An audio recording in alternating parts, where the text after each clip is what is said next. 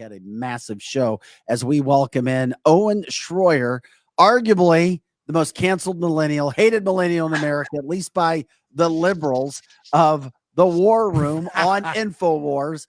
Owen, we appreciate you taking time. Welcome back home, at least from a St. Louis standpoint. You're a St. Louis native. We had a 21-year-old podcaster in studio last week. He goes to Ole Miss, and Eric asked him, who's your hero? And he said, Owen Shroyer. How's that make you feel, man?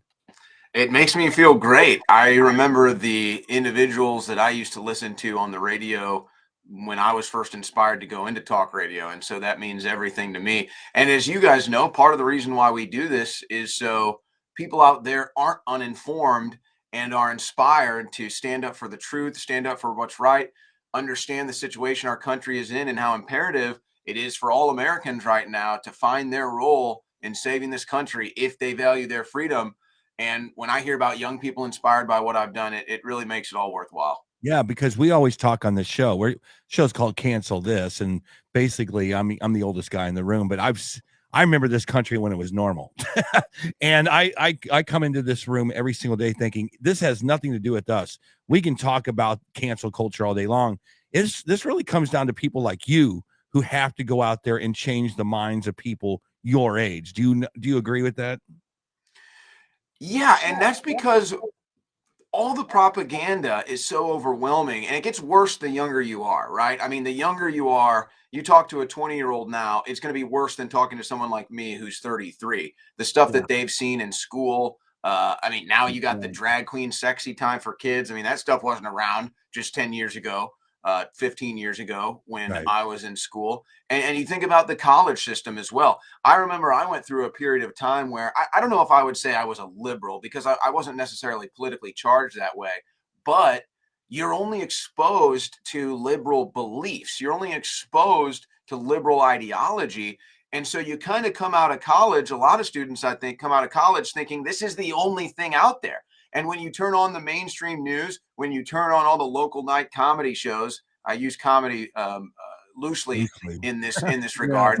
It's the same message. It's the same message over and over and over. So at least offering a different opinion, at least offering a different ideology is important. But I think when most people understand what we're talking about, inevitably they're going to end up on our side of the aisle politically, because as Winston Churchill once said, and I paraphrase, if you're not a liberal by the time you're 20, you don't have a heart.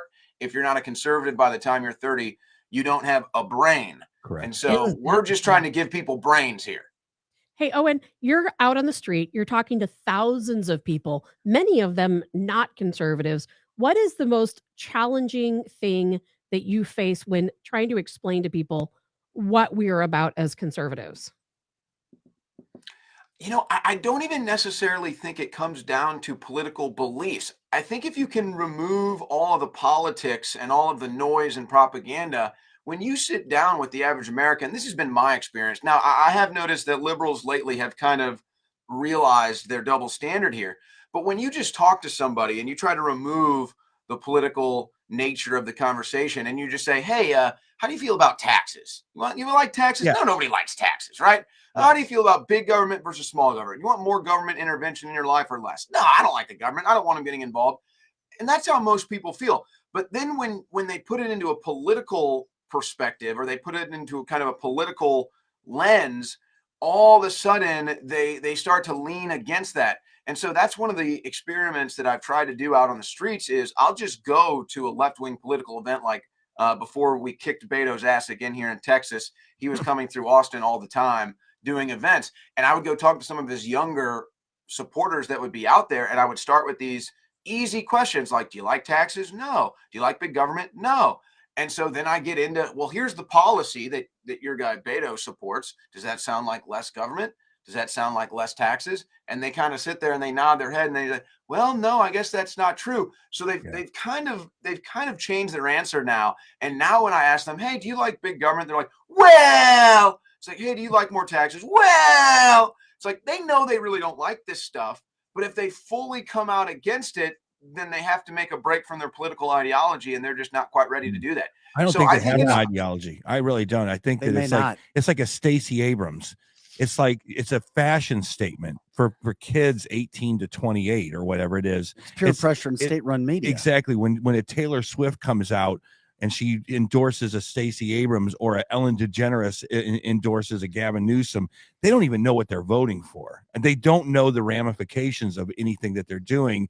And I think that that's my thesis on all of this. It has nothing to do with people like us bitching and moaning that demo is voting for very liberal candidates. My thesis is that it has nothing to do with us. More rock stars have to become more conservative and be the antidote to that. And I with people like you, I kind of see that starting to turn the corner a little bit, if not it completely. I would say there's a lot of artists that are conservative, but scared to come out about it because, well, hell yeah, they're afraid about the canceled, which is why we try to give them a platform. Yeah, this is an art problem. I This agree is with not you, a Eric. this is not a political ideology problem. Nobody that's 18 years old would want to go hang out with Bernie Sanders. Sorry, it's just not going to happen. You're so wrong. You're wrong. They You're did, so wrong Eric. there. I covered it at an event at Westminster, and I couldn't believe the young kids that was years ago. Yeah, but they don't even know why they were there. But Eric, it's the Bernie Sanders supporters that are running this country right now. They're making all these rules for the far 2% on the very left fringe.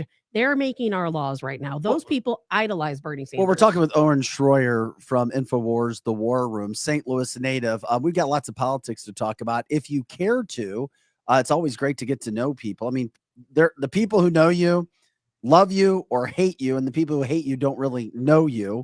So with that being said, could you give us a little bit of your background being from the St. Louis area, since we're a live show based out of St. Louis? Well, it really is so St. Louis, isn't it? I already know at least two of the people that help work on your show every day behind the scenes. Hi, Owen. So is that Scott back there, or is Yes, that Alex? it is, sir. So it's so St. Louis that I know some of your great crew there, and they're great people. I think that the one thing about me that is interesting and kind of gives me a little bit of a different perspective than a lot of people that are kind of coming up right now in the political realm is I started kind of in mainstream media, television news. I started in sports media, professional sports, college sports. And so I kind of got a brief view of things behind the scenes. I saw how TV news works. I saw how big media works with professional sporting events. And so I kind of got that background, and I was never really politically charged. And it's ironically enough that you're working with my friend Alex McCarthy, because I remember back in high school, Alex predicted that eventually I'd be doing politics. I thought he was crazy. I thought politics. It's a contact sport now. Alex McCarthy, Raising Sales. He's our marketing guy.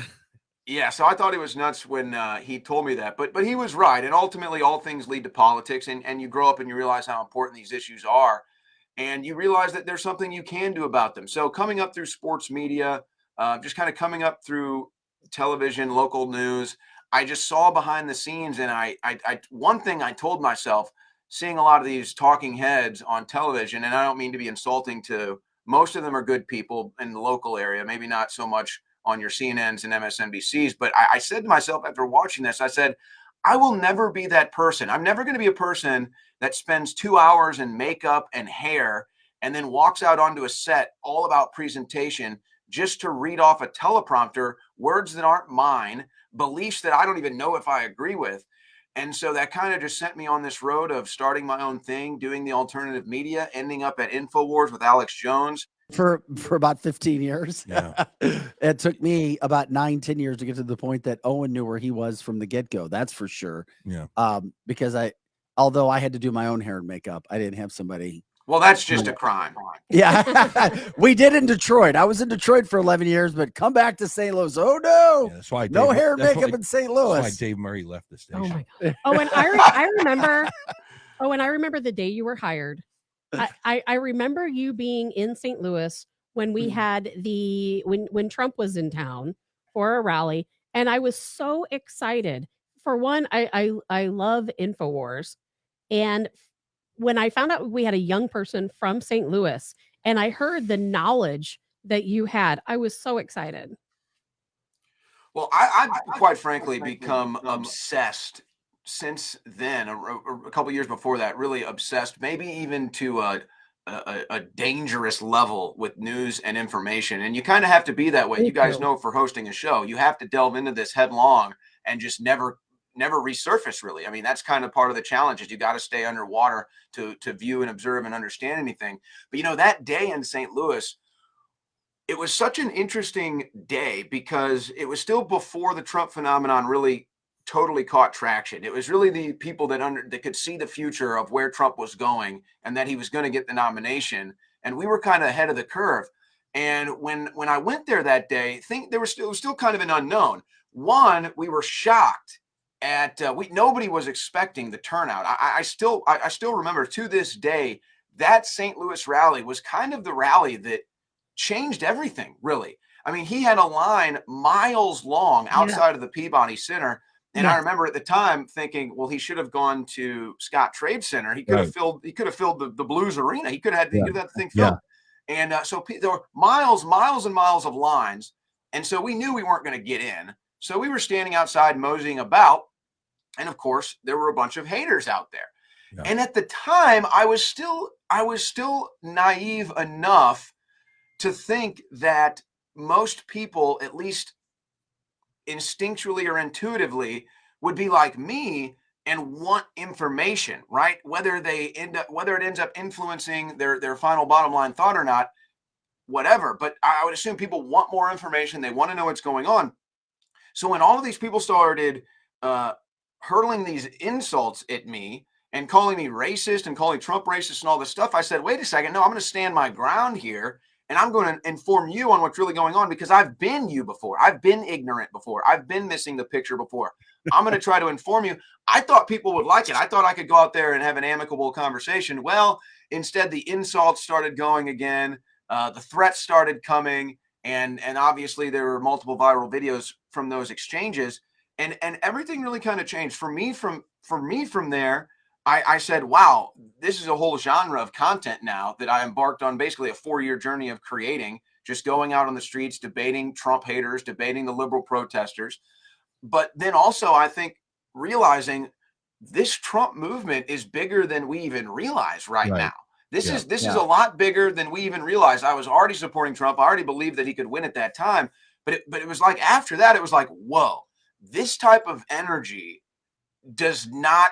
this is not normal. There's something special here. Even on the side of the haters, you don't get that at any political rallies. So it was so charged, and because for me, it was like, boom, continue doing this. Trump represents us, the majority. People want to tell us we're not the majority, but we are the majority. And we finally had a person, not a politician, a person stand up for us. The movement, I feel, is about us, the people, and he is our spokesperson. You know what's so funny is that when you're doing your man on the street, do you feel like you're doing kung fu? There's this like, let your opponent's momentum work against them. Yeah. And all you really have to do is just bring up the Steven topic. Seagal used to say, just let them come at you. It's like all you have to do is bring up a topic and then they've already lost the battle. And that's kind of Trumpism to me. And the only thing that people hate about Trump is his attitude. And like they say on Twitter, if it wasn't for Twitter, Trump would have been the next Ronald Reagan, I believe. And if it wasn't for the media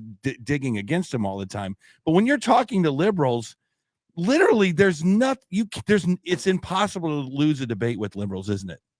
It's impossible. I can't even figure out one topic that they would win on the mirror. I love the Kung Fu Jiu Jitsu analogy, but it's actually it's one step further than that because it's not just using your opponent's energy against them. You also know every single move they're going to make. Yeah, exactly. I can sit here, every single thing they're going to say. I can sit here and I can program them. But if I say this, I know they're going to say this. And once they say this, I can go over here. If I ask this, I know they're going to say this. And then I can ask this to show that they're double standard. So it's not only that you use their momentum against them, you know everything that they think and say. They're so obviously predictable.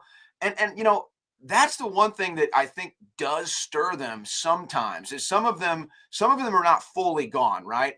And they realize after a couple questions with me or a couple comments with me, they realize real quick, like, oh, wait a second, this guy's 2-3 moves ahead of me here. How does he know everything I'm thinking and doing? And I think they kind of have this internal realization of, wait a second, he knows everything I'm going to say because it's not my thought.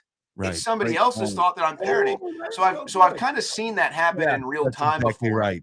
But with that exactly being right. said, Owen, what's the worst thing that's happened to you from a physical standpoint? I'm sure you've had your life threatened multiple times. I'm Oh. just wondering, it's not the easiest thing. I've been out just because I had a local Fox mic in my hand.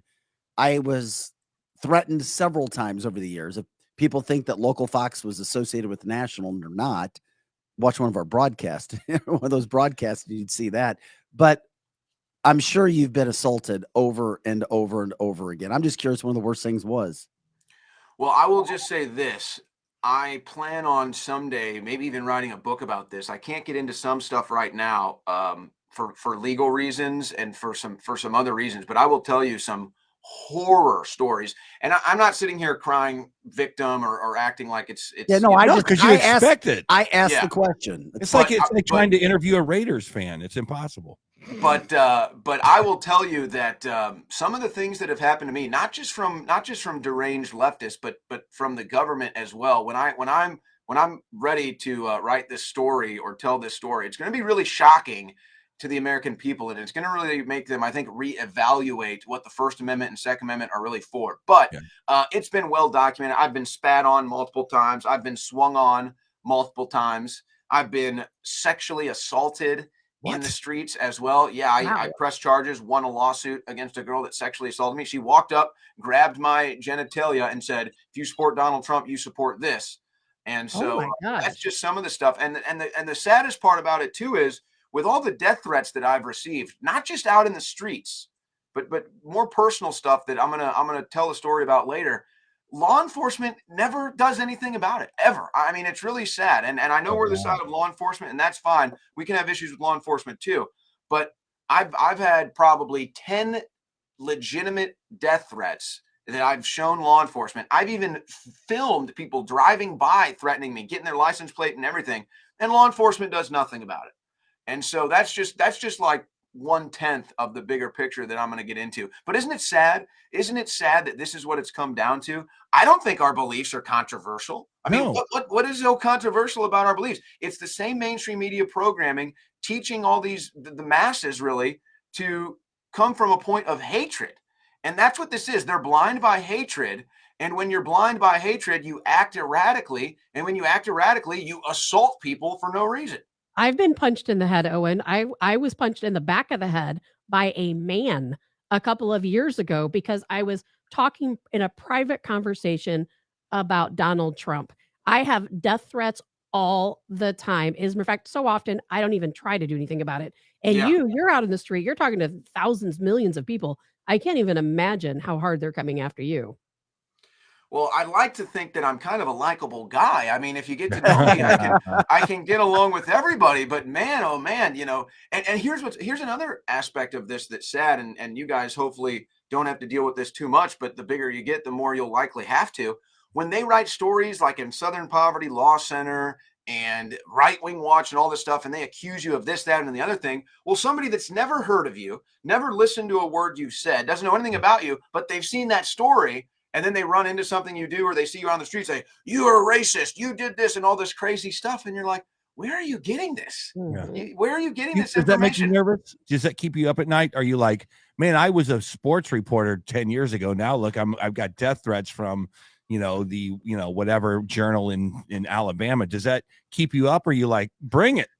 I think it would, and I could understand people that do stay awake at night for it. But I made a conscious decision a long time ago. Quite frankly, I think even before I fully grasped it, to just give everything to God. And so much of that stress. Thank you for saying that. Good job. It just goes away once you realize that this is all part of God's plan. The things that you think need to happen or all of that stuff, you still have your commitments and you still live life to the fullest. But once you've given that up and it's God's plan, so much of that stress, it just falls off your shoulders. Once you realize, hey, I'm in control of some things. I like to think I'm in control of some things, but at the end of the day, God is in control of all things. And so whatever's going to happen to me is part of God's plan. So that's always been a big stress reliever. But when it comes to this, I don't lose much sleep over it because I give it to God, and I just know God's will is going to be done no matter what. Oh, and we're glad that you took time to join us today. A lot of people know about you already because you have been so popular. But if you do come across people, or if people came across your interview today that aren't familiar with you, how can people catch up with you, to follow you, your show, your social media, those sorts of things? Best place to follow me is at band.video. I host the War Room 3 to 6 p.m. weekdays. That's part of the InfoWars network programming, the War Room, 3 to 6 p.m. weekdays. And as far as social media is concerned, I've been pretty much banned everywhere. But now that I literally, when I tell people that, they can't even believe it. But now that Rumble is starting to come into its own, and now that Getter, I think, has a viable platform, and thanks to Elon Musk purchasing Twitter, there's actually social media outlets for me now. So on Getter, at All I Do Is Owen, on Rumble, Owen Shroyer Live, and on Twitter, Owen Shroyer Live. And that's the name of a new show. This is my new studio I just built here. That's the name of my new show that I kind of just pick up spontaneously. I do it Monday nights. That's Owen Shroyer Live. So band.video or infowars.com/show to watch my 3-hour weekday show, The War Room, or follow Owen Shroyer Live on Twitter and Rumble, or at All I Do Is Owen on Getter. And so people like us, we're getting a place to speak on the internet again. It's a good thing. Yeah. Sure Hey, is. I had somebody text me. They really want to know, and if you don't want to share it, that's fine. But they said, Vic, he never said where he's from in St. Louis. You know how St. Louis He went to people Parkway are. Central. And if you wanted to say great, if you didn't, that's fine as well. Parkway North? No, I went to CBC. You guys should have Yeah, known that. baby. He knows Alex. Attaboy. Come on, he's Alex's buddy. That's right. That's a great school. It really is. Yeah. Were you recruited to go to CBC? No, I always thought I wanted to go to SLU. And then I was just, CBC was undergoing so many changes when Alex and I first went there. I was just so amazed, their new facility, their new campus that was getting started, what they were doing as far as how they were treating education. I was just so amazed at what I saw going on there. And I think I made the right decision. I made a lot of great connections. And you can take the boy out of St. Louis, but you can never take St. Louis out of the boy. That's true. Speaking of, can you give us a little update on how Alex is doing after that lawsuit? What's going on over there at InfoWars? Alex is so battle worn and tested. I think he's kind of just like, it's like he's just a walking callus, basically. Like nothing gets through the surface. He's just so hardened from the experience. But he keeps treading along every day. He continues to kick ass every day. His energy levels remain high every day. I know people are praying for him.